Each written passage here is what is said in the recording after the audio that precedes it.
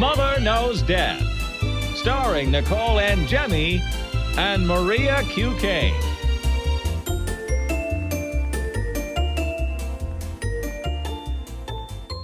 Hey guys, welcome to our very first episode of Mother Knows Death. I'm here with my daughter Maria, and we are so excited to start today.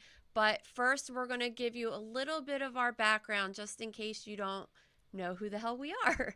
So first, I want to say that my name is Nicole Angemi, and I'm a board-certified pathologist assistant. I specialize in doing autopsies and dissecting organs from surgeries. And then about 10 years ago, my husband came up with the idea that I should start bringing my work to Instagram. And I did. I started an account called @Mrs. _Angemi. And I was showing pictures of different diseases that I would see in pathology and at autopsy. And I was having a lot of my followers guess. And over the past 10 years, believe it or not, I've gotten almost 2 million people to love pathology as much as I do. And it's just been a really awesome ride. But things haven't always been so easy for me, and I'm very open with my followers about my struggles in my life. And one of the biggest struggles that I ever had was that I got pregnant when I was 14 years old. And guess who you're looking at right now? This is my daughter, Maria. And we just thought we've always wanted to work together. Maria's been such a big part of my journey. She, you want to tell them you used to work at the morgue with me sometimes in the summers when you were off school. Yeah, I remember being a really little kid, and you first took me to a couple college classes with you, which I kind of can't believe they let happen, but it was also cool to sit in the back of your biology class when I was just a little kid. And then I ended up working with you at the hospital when I was a teenager, only to discover that I really hate everything medical. So following in your footsteps was not really for me. So I kind of took my love of science that I had from you and my love of art and combined them and went to school for photography. I have a degree in photography. I ended up working in the photo industry for a few years, doing photo assisting, fashion and prop styling, working on a movie, which was a really cool experience. And then COVID happened. I got the opportunity to get a certification in UX design, and that was really helpful because right when I finished that program, you needed me to come on board and help you out. So it's weird. We always, I had Maria when I was so young, and we're almost as close as siblings, and we always used to daydream together, like, we're going to work together someday. And we never really could figure it out because I love blood and guts, and Maria faints if I even talk about her getting her blood taken right now or something, she will just faint.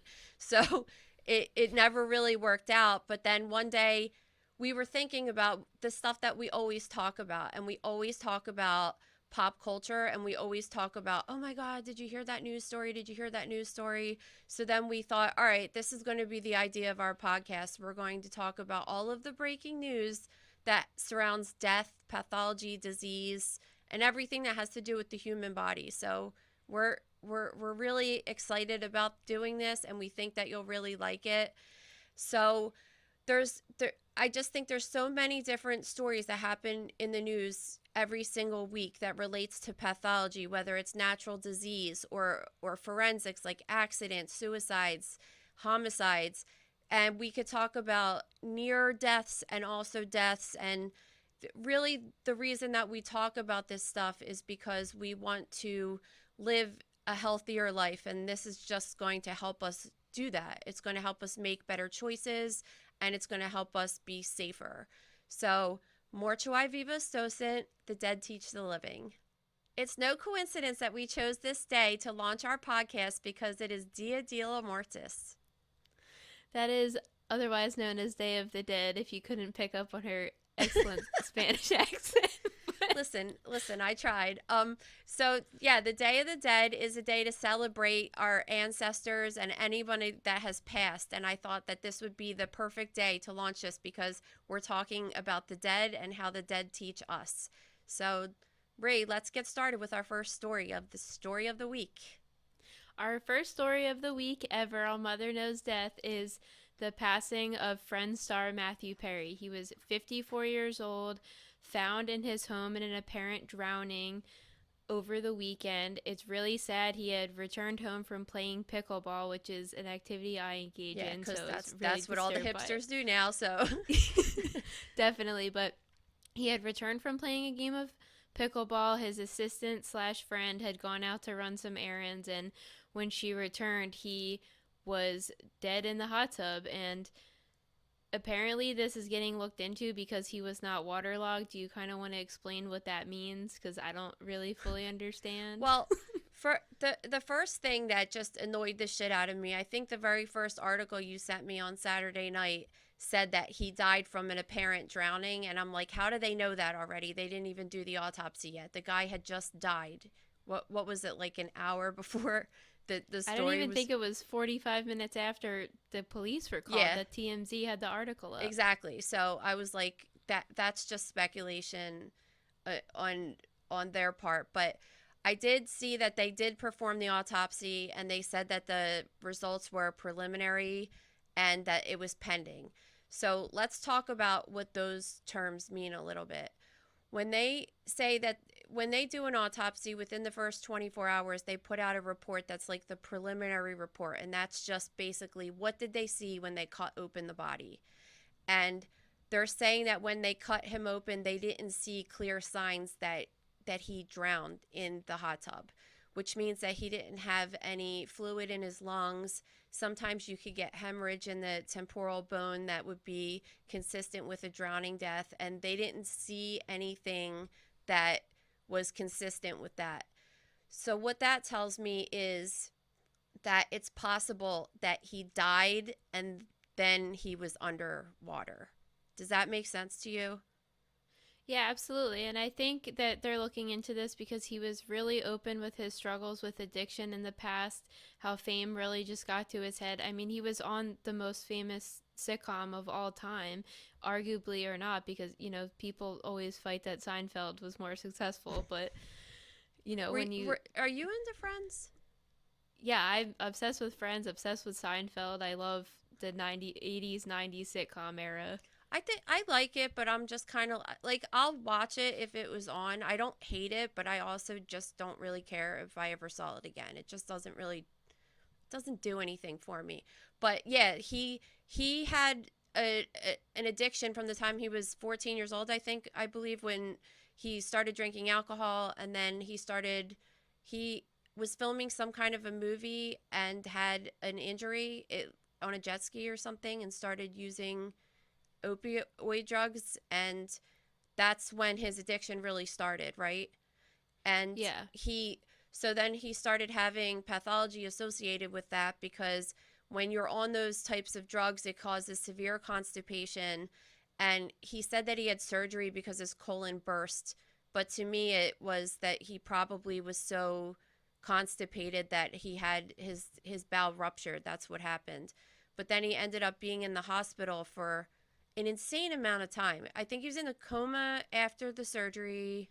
Yeah, he was in a coma for 2 weeks, hospitalized for 5 months from that surgery. 5 months is an insane amount of time. And that was only in 2018 too, so that wasn't even that long ago. Yeah, so you're just talking about a person that's had severe stress on his heart, on his brain. He's had surgery, so he has adhesions. There's other things that could have happened besides him just what looks obvious is him drowning in the hot tub, right? You could get hyperthermia. So when your body temperature, have you ever heard of the term homeostasis? Mm-mm. That's when our bodies function the best at 98.6 degrees. Our organs like that temperature. When they get too cold, they don't function right. When they get too hot, they don't function right. So when you're in a hot tub, and I think my hot tub goes to like 104, which is hot, your body's not even supposed to go over. I mean, you know, this is when you get a fever, right? You feel like shit, right? Yeah. So if it goes over 104, you get in the danger zone of your organs basically shutting down, and that could have happened. He could have I mean, I believe that he was saying that he was clean again, but he could have not been clean. He could have not been telling us the truth, and he could have been on the pills and kind of like fell asleep or passed out and didn't really realize that it was getting so hot or was kind of incapacitated, right?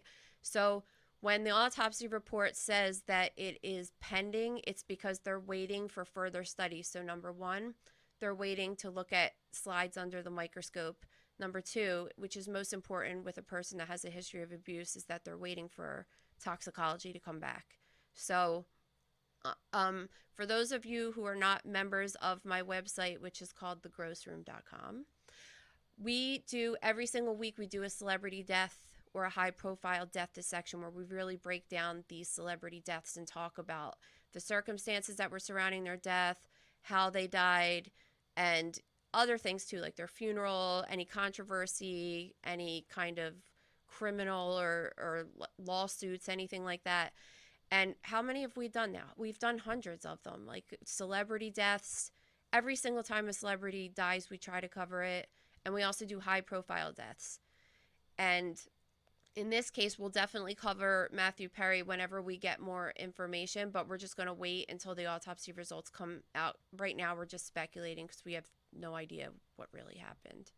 Yeah, and the weirdest thing I learned from this was his stepdad was Keith Morrison, the Dateline guy. So seeing pictures of Keith Morrison on this crime scene was kind of a surreal crossing of my worlds, of my stress relief of watching comedies and then my other guilty pleasure of watching Dateline and Forensic Files. So that was definitely a weird tidbit to learn in this. All right, so let's get into some other celebrity news that we have going on. We did learn couple weeks ago, 2 weeks ago maybe, that Suzanne Somers died. Yes, she had passed away recently, and her initial cause of death was reported as breast cancer, so that has been confirmed now. And she did not receive an autopsy, so I wanted to ask you if it's standard to not get an autopsy if the illness is known beforehand. So that's a good question, because a lot of people ask me that, and yeah, it is. Trust me, I've done plenty of autopsies on people that have had stage 4 cancer, and they knew the person had stage 4 cancer ahead of time. It was just like the family just wanted it, you know?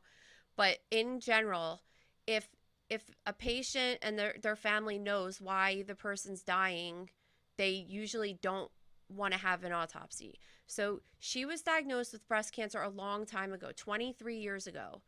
And she just was open that this past July she had a recurrence, and it's not good if you were diagnosed so long ago and it pops up so many years later. And here we find out from her death certificate that indeed she had a mass in her brain, and they did a biopsy on it. So they go in and they do brain surgery and send a little piece down to pathology to see what it is, because sometimes it could be an infection or something else. So they just want to confirm what it is.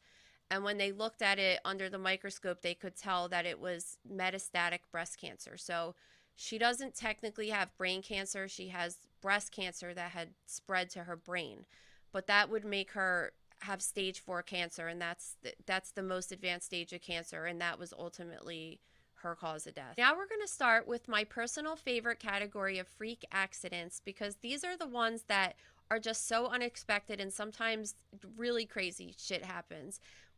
Especially with this first case, we're going to talk about this former NHL hockey player. His name is Adam Johnson. Do you want to get into it, Ray?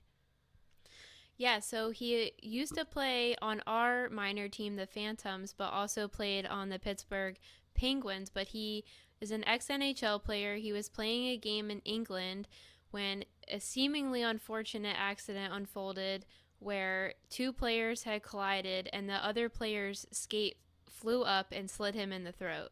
So what was crazy about this video is when you first watch it, it's shocking, but you don't really notice what's happening at first. You just see him casually get up and there's a bunch of blood and he skates right off of the ice. But he died a couple hours later at the hospital from the injury, and first of all, I can't even believe he got up and skated away, which my husband was saying is standard. They go through some pretty serious injuries and they're just used to just getting right off of the ice. But when you see the amount of blood and now know that it resulted in death, that's incredibly strange to see on video. And this case is just unfolding because now it's being investigated as a potential murder, which when I watched the video, I just was like, of course this accident could happen. It had happened in the past, and it always brings up the question of should neck guards be required for players, and I guess there's certain rules regarding that. Is it definitely being investigated for that, or is that just media buzz? Because the guy that caused the injury, which if I'm sure it was an accident, and if it was, that it's horrible that this guy already has to go through this, and now he has to be under this scrutiny through the media. But what do you think? Because I know that there was some controversy around this guy because he's been known to be kind of more of an aggressive player, right? Is that, I mean, I just want to know, is he really under police investigation, or is this just what the news has created to get people to click on the story for drama, you know? I don't really think know. a lot of it is buzz from the media saying, the last I read about it was that it was seemingly going to be under investigation. That totally could be a buzzword by media outlets. We know they really love to exaggerate everything, and I know it's been a really hotly debated topic of was it an accident or was it intentional. And I just think, let's say he intentionally was trying to check the player that ended up dying, or he was trying to hurt him or something. I don't think he just woke up and was like, I'm going to murder somebody or hurt them severely like that. They all know how sharp these blades are. They're extremely thin, sharply made from titanium, and they know exactly the injuries that can result in them. So I think a lot of people are not realizing how easily this accident can happen. Even last year, we just discussed a young high school player that had died from the same injury, and there's a really famous case from 1989 where a goalie had also had his throat slit but lived. So I think this is an injury that happens all the time, but something about this case is it doesn't happen all the time. Not all the time. Sorry, I meant to be like it's a rare thing, but it has happened. It's possible. But yeah, it's possible. Getting back to the sharpness of the blade and everything, that's to me. So when I watched the video, and we have the video in the gross room posted, obviously, it's a very, very short video, but in the video you see him kind of get knocked over, and you don't really realize what happens at first. And like Maria said, he stands up, and I swear he like looked at the pile of blood on the ground, and that's when he like dropped again, but then he got up again. And when I see that much blood come out that fast, because this whole entire video was what, like 15 seconds? It happened so fast. I'm like, oh shit, an artery is severed. That's how that much blood comes out that fast. And that's not good in your neck, because that's your carotid artery. It brings all the oxygen to your brain. And when that gets cut off, it's really bad news unless it gets repaired really, really fast. I was actually reading that another player that this happened to, there was some kind of army medic there that was used to these crazy injuries that went and compressed the vessels in his neck, and that's how he was able to live from that injury. Oh, wow. Yeah, I thought that was pretty cool, because I think that most people just freak out, but by the time you even call 911 or have the ambulance look at it, if you're not repairing that right away, there's just like nothing much they can do. And you saw all that blood that came out right away. Well, every single time your heart beats, that much more just pours out and pours out and pours out until it's all gone. And then all of a sudden, you're dead. So I think coming out of this is they're trying to now regulate the use of different neck guards. So in the United States, it's completely optional whether you're a minor or not, and I believe most players opt out of wearing it because it's uncomfortable. But in the UK, where this incident occurred, it is mandatory that minors wear it. But this kid that died was 29 years old, so he didn't have to wear it if he didn't want to. And it's just, I am believing to see this as a freak accident and not an intentional murder, because when you watch the video, I just think it's so hard to try to prove otherwise. Exactly. Now, the next freak accident is freaky too, because I have worked in a hospital for so much of my life, so it freaks me out. But apparently this happened in California, that a nurse was pushing a patient into an MRI room to get a scan when she felt the magnet of the MRI machine pushing towards her, and the patient that was in the bed fell onto the floor, but the MRI machine basically sucked in the bed that the patient was on, trapping her between the bed and the MRI machine. She had to get surgery. She had a couple of screws or something from the MRI machine or from the bed embedded in her body, and had to have surgery to remove it. And I just think, like, Ray, have you ever had an MRI? Yeah, a couple times. And you know, they ask you, like, do you have any, they make you take out your piercings, and they say, do you have any metal fragments in your eye? And do you know that all that, they ask you all those questions. Do you have any implants in your body? They ask you that because the MRI machine takes pictures by using magnetic fields, and it's essentially like a huge magnet. And I don't know if you know this, like Gabe even says, my husband's a firefighter, and he even said that they're trained for that because they can't have certain gear on if they would go into that room, because it could really suck you in. It's crazy. But after they did the investigation and stuff, they saw that the hospital was like not following protocol. Shocker. Yeah, so this incident happened in February, but the investigation has just wrapped up now, and of course found that they weren't following protocol. Nobody was following protocol, so we definitely see these accidents happen more so when just everybody's kind of blowing off rules and not paying attention. And as we know, in the gross room, I'm the rule follower of the group, so... Yeah, I you know what, though? I'm the most non-rule follower. You know that. I'm your mom, right? But when it comes to certain things like that, I'm like a crazy rule follower, because I know that these things could happen. And I can't even believe that as part of the investigation, multiple things came out. But one of the biggest ones was that they didn't screen the nurse or the patient for metal. It's just like, what? How does that even happen? Because they're so crazy about it when you go get the test done. Yeah, I'm thinking of the few times I've had to get them done and just how hardcore they are about the screenings and all the pamphlets you have to read about taking everything out and them double checking once you get there. So it's just really hard to imagine this happening. Yeah. Which is, I guess, why it's newsworthy, because it doesn't happen. You know what else is not thinking about happening is our next story. Oh, yeah. So this TikTok went viral. This woman had woken up in the middle of the night with this really eerie sensation in her ear.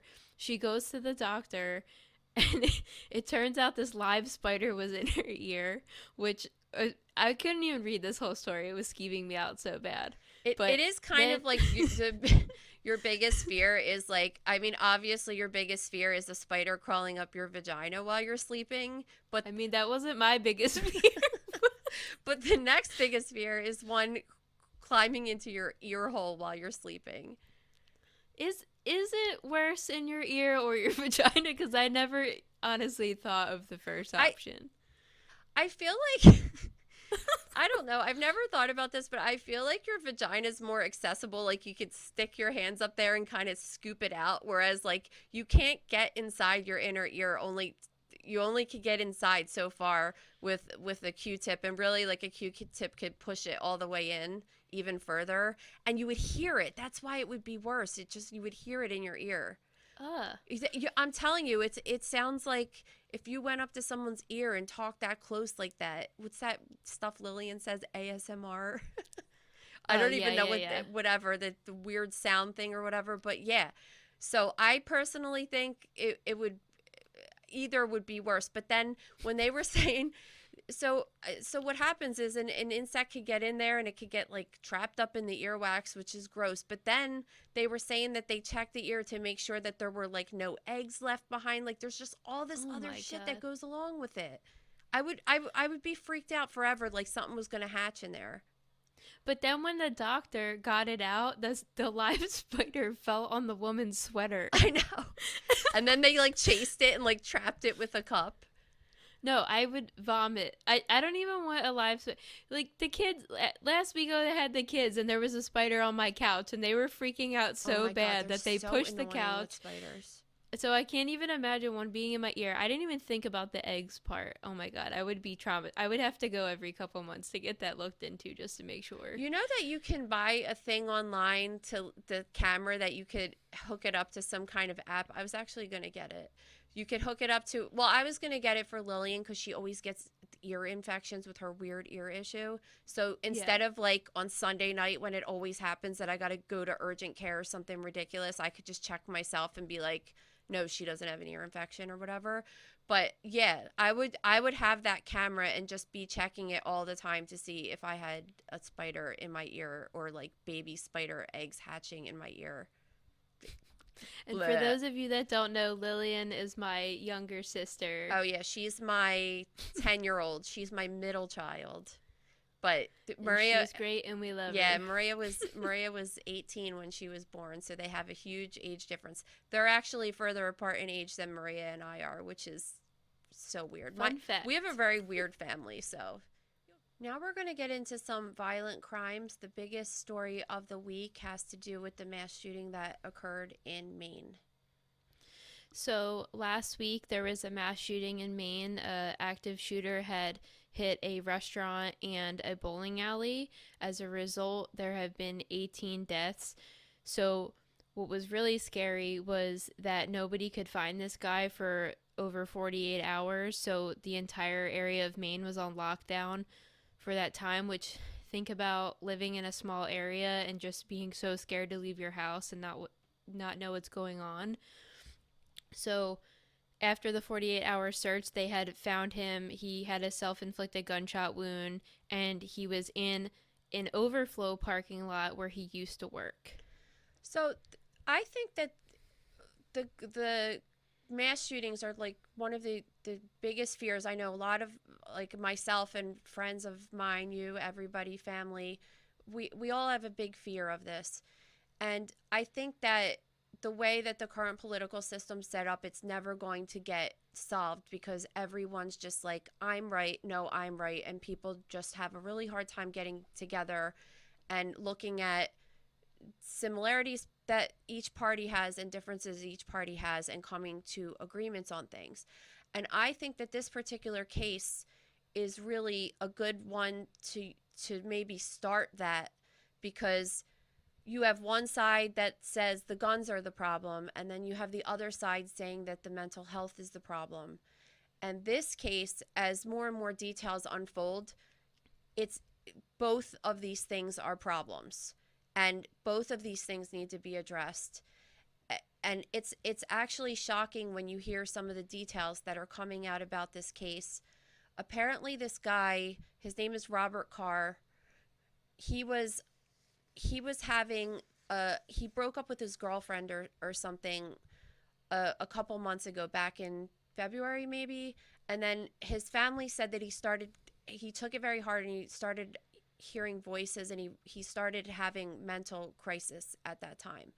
And his family reported that to the sheriff's office that they thought that he was having serious problems. This was back in May, to the point where they said he has access to firearms and we are worried about that, which I think is it takes a lot for a family to do something like that. Like, imagine doing that to one of your family members, and then imagine that information not be used to help save lives, basically, right? So that those calls, kind of nothing really came out of it. Then in July, he had another situation where he's in the Army, the former military. I don't know if we said that. He's not former military, actually, right? He's active. He's an active member of the... Yeah, he was active military, and they also expressed concerns about his behavior. Yeah, so I guess with part of the voices that he started hearing, he started having this paranoia that people were talking about him and saying he was a pedophile. And it not only happened at his job, which when they reported it, one of the soldiers actually said that they thought that he was at risk of snapping and he could carry out a mass shooting. That they took him Yeah. off of. They said that he was no longer allowed to use the firearms at the training. So, but then the mental health services, they follow up, and like everything keeps falling through the cracks. Like people were supposed to be checking to see if he had access to guns, and one thing led to another. And this guy, even with all this history I'm telling you right now, he was so there's like a yellow flag law in Maine that allows police to say that they're taking away firearms from somebody if they can get a doctor to sign off that the person is mentally unwell. And nobody used it appears that nobody tried to use that law to take this guy's firearms away. They just assumed he didn't have access to them. I'm not sure. Well, the brother had come forward and said that they had removed the ones they knew he had access to and had locked them in a family safe that he didn't have access to. It seems like ones he used in this shooting were newly acquired or unknown to family members. Yeah, so that's the thing. Like, who knows, right? Who knows? But they are new, and that's the other part of this is how the hell would this guy? So not only did he not have firearms taken away from him. I mean, the family took them away, but the police didn't take them away. But then he was able to go out and buy new ones recently, days before the shooting, even having this history of this mental illness documented, and through the US military, no less. Like, it's just the combination of this case is just so disturbing. And how do you feel as a family member that your dad, your brother, your son, your daughter got shot and killed, that this all happened and this 100% didn't have to happen? And as a citizen now, how am I supposed to feel to know that there's another person like this that's waiting to do this, that's not being taken seriously or not followed through with? Yeah, it's really sad. And I was reading that the only treatment he received was he was observed for 2 weeks in July, which if you're going through all of this and everybody in your life is coming forward saying that they're really concerned about you, I don't think 2 weeks of observation or treatment is going to be enough to kind of undo that.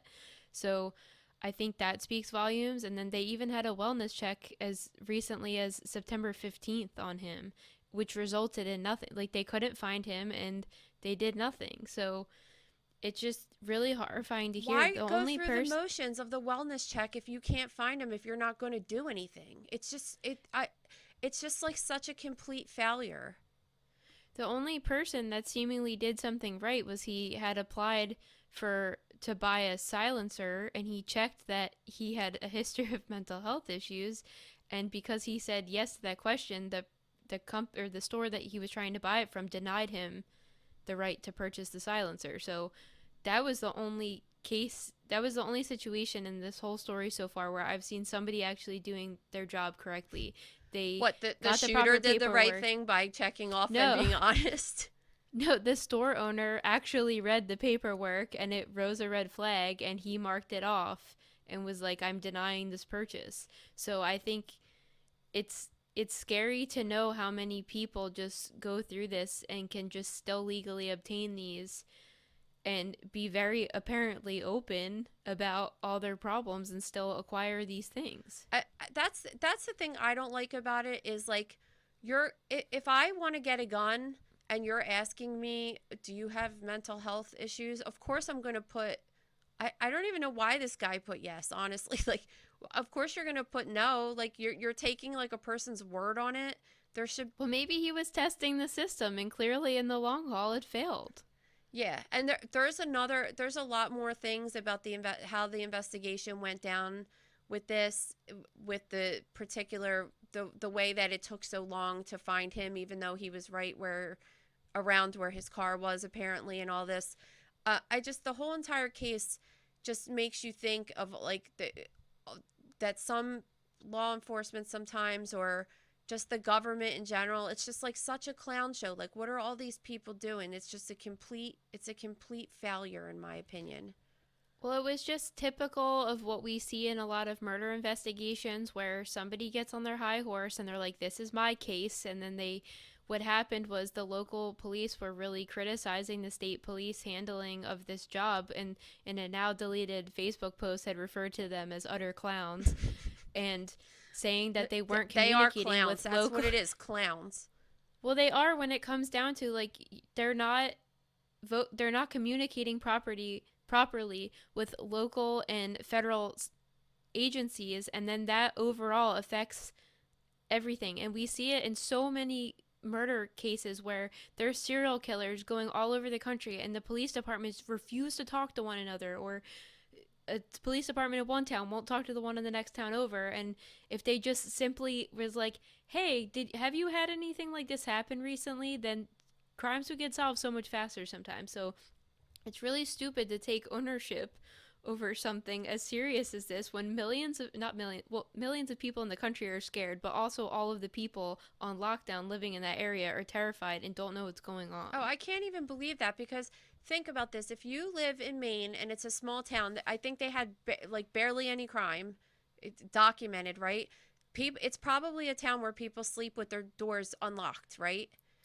They don't have a firearm and stuff. Like, I wouldn't feel safe being in my house knowing that a guy that just killed 18 people and tried to kill many more that's heavily armed can potentially break into my house with my children here without having my own firearm. But like, those people might not even have a firearm because they might live in such a safe area that it's not even on their radar. Like, I can't imagine how scared the citizens were that were living around there. It's terrifying. Well, the one article I read said the number of people that died from this mass shooting last week is only a few less than the annual number of murders in Maine per year. Yeah, the whole state of Maine. So think about that. Yeah. Which I'm kind of like, I want to move to there Maine with that statistic. But I mean, obviously this is an incident that was really horrible and they weren't expecting it, especially with having such low crime rate. But I was shocked by that number, honestly, because I'm like, go Maine for having good crime stats like that, obviously with the exception of this horrific incident. But it is just, the whole thing's just really scary, and I can't even imagine. The little glimpse of this we had was when that prisoner was escaped last month or 2 months ago, and it wasn't even in our direct area, but it was in my in-laws area, and just this guy that had been in jail for murdering his ex-girlfriend or his girlfriend in front of her 2 kids. It's scary to know this person's on the loose and living in the woods and breaking into people's homes for food and clothing. So I can't even imagine living through something this severe. Yeah, I know. And of course, unfortunately, this is just something that we're going to talk about all the time, which I hate it. I just hate it so bad. But there was another potential serious mass shooting that didn't happen at a amusement park in Colorado that was called Glenwood Caverns Adventure Park. Apparently, it seems like it's like, you know, the Anakeesta place we go to? It seems like a place you have to get in these gondolas to go up to a mountain to get to it, and it's off season right now.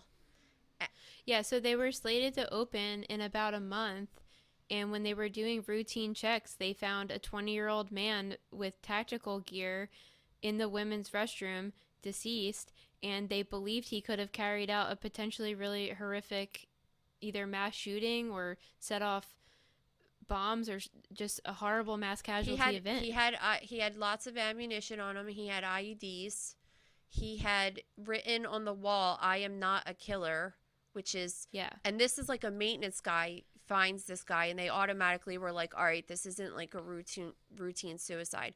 My question is, though, is that if they weren't going to be open for another month, like, what was he doing there? They said that he probably had to go up a service road and kind of broke in and trespassed because the place isn't open.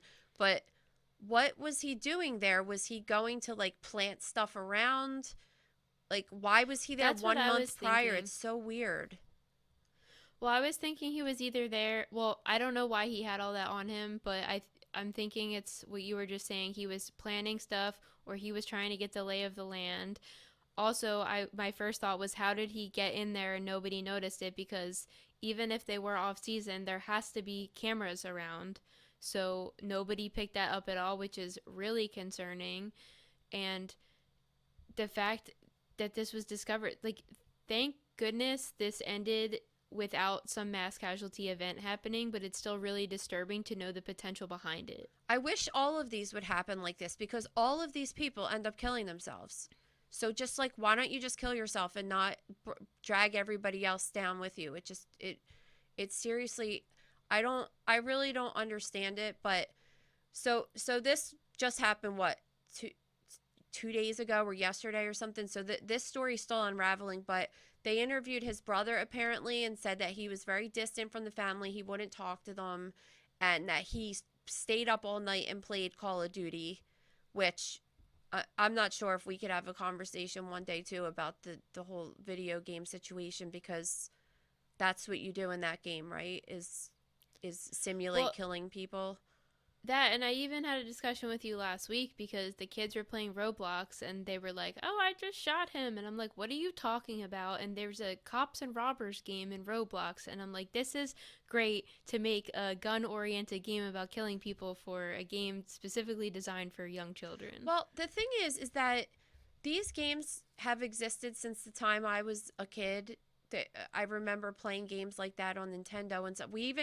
Our Nintendo, when I was a kid, had a gun, like, instead of a controller. So I think it was for like duck hunt or something. I mean, you were shooting animals or whatever, but still.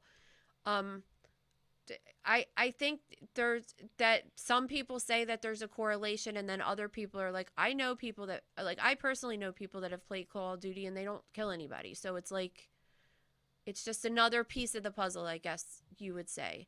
But this kid, he's only 20 years old. Like, nothing's coming up on him so far, not even a parking ticket. So it's like, you have Robert Card on the one hand from the Maine shooting that has this whole rap sheet and this whole history. And then you have this guy, which is even scarier, to be honest, because how would you even pick this up? He's just under the radar, basically, is what they're saying.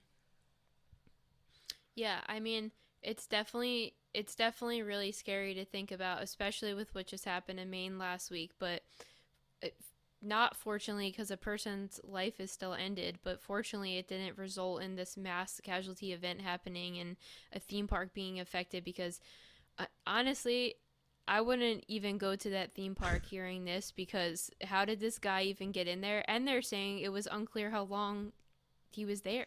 He was even in there, let alone deceased. So I don't know. I think you say that you wouldn't go there, but I'm kind of like, that's the safest place in the world right now, because they're gonna be on that place. But yeah, I don't know. Just like, I hate having to talk about this. I don't want to talk about this. I just don't. It really is just scary to.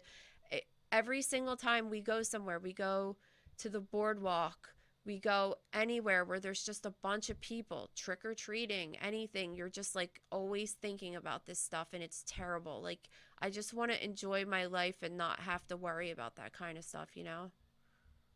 Well, do you want to move on to some lighter fare? Yes, of course. This section is always entertaining, you would say, usually, right, for the most part, but sometimes there's upsetting stories. But this is a weird one, I'm not gonna lie. So in our only medical story today is about the excessive donations of used sex toys to thrift stores. So you know what, I just thought that we were talking about the category, the following category of other dead bodies or whatever that is, but which is usually entertaining. Medical is not usually entertaining, but this particular subject is very entertaining. Used sex toys, yeah. Yeah. So a thrift store in the United Kingdom, which is primarily a children's charity, has had to issue a public statement begging people to stop donating used sex toys. So, ew. Okay, the thing is that don't you think it's kind of funny that like their major concern was because it's a children's charity? Like, what about a used sex toy, putting it in the thrift store and somebody buying it and using it? Because that could happen. They sell, like, our thrift store sells weird shit. You've seen underwear there. You've seen weird stuff, right? Well, you could at least, I'm not justifying this, I'm saying you could at least wash or bleach underwear. And I guess you could also bleach or clean a dildo. But just the balls on people to donate something like that is really gross. Please just throw it out. And I guess the thrift store's main concern was that they have teenagers volunteering there. So they were like, please stop exposing our children and donating these objects because they're inappropriate. But to what you said, nobody's worried about the sanitary factor. Yeah, because it's true. Like, bacteria or whatever is one thing, but like if someone uses a sex toy and doesn't really clean it off and brings it to a thrift store, like HPV, hepatitis, herpes can live on surfaces for days to weeks. So like that's a live active virus that you can transmit that way. And that to me just, that should be the biggest concern of this article, not little kids seeing it. But you know, a teenager might want to get a dildo half price. They can be pretty pricey. They're like $80 sometimes. I guess, but I don't even know the type of person who would make such a purchase at that location. So well, do you know what Franny Fine always says is that this is the time that you always buy retail. You never you never shop retail. Yeah. You never get this half price something like a dildo because it's too good to be true. So you want to make sure that you pay full price for it. Yeah, there's certain things you most definitely should buy brand new out of a box, and I'm gonna wrap this in that category because it's pretty disgusting. Yeah, there's a few. I'm like a huge thrift person. I like to buy things that are antique stores and everything like that. But there's certain things that like you just don't buy used, and it's definitely like things that you insert into your body. 100%. So. Back to, or I guess, finalizing our sections with the other death news, which you teased a little bit earlier. Yeah. There was this insane story out of Alabama where these people had just purchased a home and they were doing cleanup and there was a refrigerator unplugged in the backyard. So as they start cleaning up around it, they open it and find a human hand inside. Like, could you imagine like this? I just think of like this young couple just like cleaning up the backyard and la da da, you know, oh yeah, there's a human hand in there. No, I really can't imagine it. And they're saying it's the body of a deceased 19-year-old. Him and his parents had apparently rented the house before it was eventually sold to this now new couple who found the body, and they think he had been in there potentially since June. Well, he was suffering from spina bifida, so the parents were the caregivers of the kid, and I guess they think that the parents are under charges right now. I think they got arrested for his murder. Yeah, they got arrested. Yeah, so I'm not sure exactly if they really determined what the cause of his death was, but yeah, could you imagine that? Just you bought a house and finding that, because people always leave their shit in the house. When I moved in here, there was like a bunch of stuff we had to move out, and you had a couple things at your house too, right? Just imagine going through that. I've heard some nefarious tales about the people that used to live in my home, yeah. So I don't even want to know what could potentially be behind the walls. No, I know that's true, actually. So I don't know. Don't get into that right now. That might be another episode. that could be a very special way down the road episode because it's kind of really gross.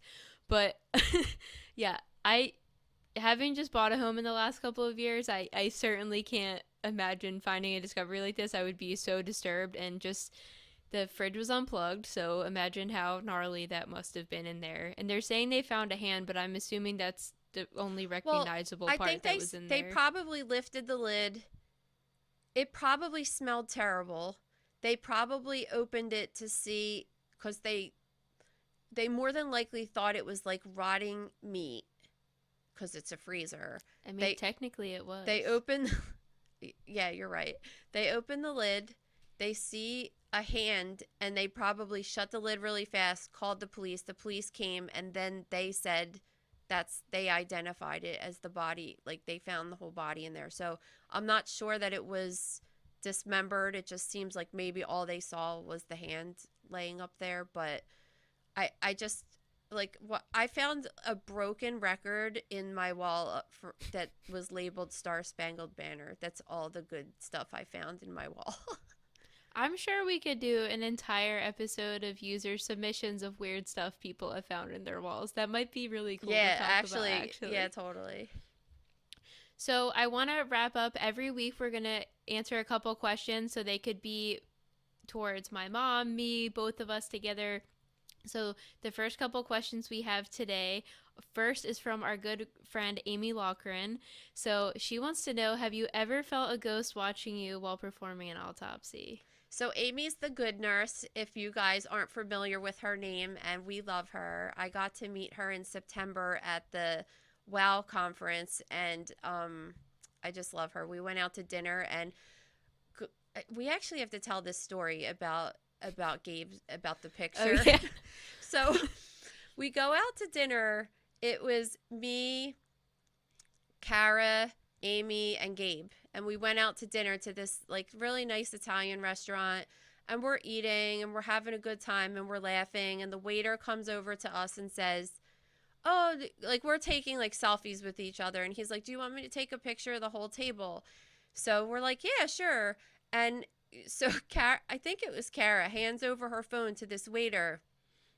And I automatically was like, what is this dude doing? He's all like over me with the thing. And I'm like, me and Maria always complain that like Gabe takes the worst pictures of us ever, because he always like puts the camera down like this. And I'm like, dude, like, go above my chin. It makes me look, So anyway, the guy's taking this weird angle, and I already know like it's not going to look good. And she takes back the phone, and she doesn't look at it right away. And we're sitting there eating dinner, and then all of a sudden, I look over at Kara and Gabe, and they're like crying, laughing. Like Kara's like hyperventilating and can't breathe because of the picture. So we all look at it. I have to. Where can I post this? Like somewhere so they could see it. I'll just post it in my story. I could pull it up really quick because I have it as Gabe's contact. Oh no, photo. Yeah, you have. Wait, could you pull up the whole photo though? Somehow, because it's just so good. Like it looks like Gabe is like 500 pounds and me maybe 300 pounds. The guy had some kind of like wide. I don't know if he put like the fisheye. Do we have a fisheye lens on the? I think it could be an option. I don't know what the hell this guy did, but you would think since he offered to take our picture at the restaurant that he would know what he was doing, and it just looks so funny. And then Kara and Amy look completely normal. It's just like it's like the funniest picture of all time. I don't have the full photo, but I have. It's so good. Yeah, so she's holding up a photo when Gabe calls her. That's what it looks like. So it's hilarious. It just looks so fun. It just was so good. Anyway, all right, getting back. What's Amy's question? She wants to know if I see dead people. Have you ever felt a ghost watching you when you cut open their body? Sorry, I misphrased it earlier. No, so we had one of the labs that I used to work at. When I worked with Frank, who was my former autopsy partner, and I love him so much. We would there was a guy that was working there that was a histotech, but then on the weekends he was like a ghost hunter, and he always used to come in the morgue and be like, I really want to have a reading with you guys and like clear this area out. And Frank would be like, man, get the fuck out of here. Like, it was just so good because, like, when you cut open dead people for a living, you don't want to talk about ghosts and stuff because No. and also, like, we do it so much, and I've never had like a paranormal experience with that. And I feel like not only have I done so many autopsies, but like I used to release all the bodies to the funeral home. I used to take care of the morgue, go down there, take the fridge temperatures every day. Like, I've been around so many dead people. I feel like they would be bothering me all the time, but maybe I don't know. But to answer your question, no. All right. Sorry, Amy. Our second question is, do you have some advice for new PAs or PA students? Yes. Don't. No, I'm just joking. Yeah, if you want to, well, if you're a PA student, I guess you already know that you want to do this as a job, and hopefully you shadowed a PA to make sure that you definitely want to do this, because I feel like as much as I've done a service to this field, I've also done a disservice because I make it look super glamorous to be a PA, and sometimes the job really sucks. So you need to go and make sure that it's something that you can do for a living, because most of the time the lab is like in the basement or it's in some kind of room in the hospital that's hidden. There's no windows. Oftentimes there's no, you go in, work in the morning and it's dark out, and you leave at night and it's dark out. You don't even know what time of day it is because there's no windows, and you're not around people. It's not like the active part of the hospital. I personally like that because I don't like people, but like some people like to be around other people. So I think that you should always obviously shadow someone before you even decide to go to PA school. Once you're in PA school, I think that the best thing to do is to get some kind of a job in the lab. Like, don't work at Starbucks on the weekends, even if it pays more money. I know money's an issue because I'm a person, and I was poor a huge part of my life. So it was like hard, I was in school, and I had her. I was a single mom. I had to work full time and go to school full time. And like, I get the money thing, but try really hard to get your foot in the door at the hospital, in general at the hospital. Like, even if you could work at the cafeteria at the hospital versus Starbucks, but mainly try to get into the lab of the hospital. Even if you're just like putting specimens in the computer and stuff, it's like the best foot in the door ever. That's my advice. That's really good advice. So if you guys want to leave a question for us every Friday on the Mother Knows Death Instagram, it's at Mother Knows Death. We will be posting the little question box. So feel free to leave any questions you might have in there, and then we'll pick 2 or 3 to read every week. Awesome. Please leave some for Maria this time, because I'm good, I would really yeah, you're like, I don't need to answer any questions. I'm like, unless you need to know what's happening on the latest Real Housewives story, I probably I don't have that much to contribute. Yes, and that I don't care. But I know that so many people do. So many of these Bravo viewers. But also make sure that you check out our website, thegrossroom.com. There we do. So if you like the Instagram account, you're really going to like the Gross Room, because we do lots of stories. Every single day we post. We do bigger articles, smaller articles.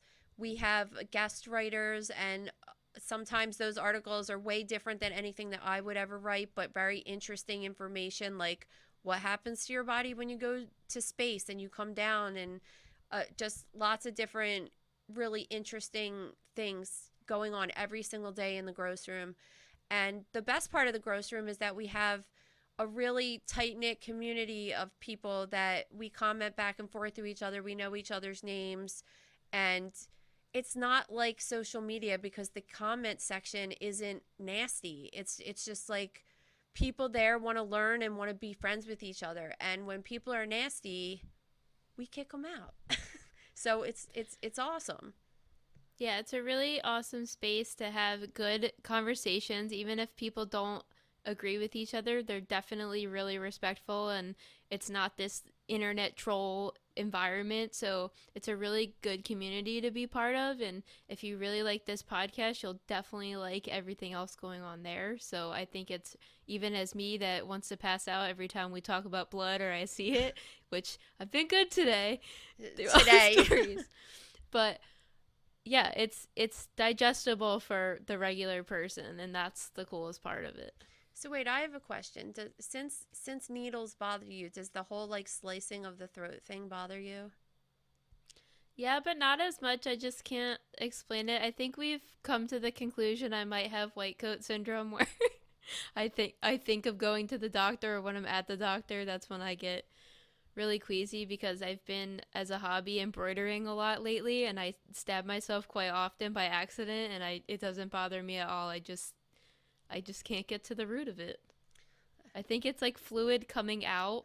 I don't know. I really don't know. I'm having a hard time figuring out where the root of it is, so I could get over my almost 30-year-long lifetime fear. You might have to talk to a psychiatrist about this and see if your mother induced any kind of like childhood trauma on you or something. Do you think seeing an autopsy at 8 years old perhaps maybe you that were like be... 13, please. All right, that's kind of young.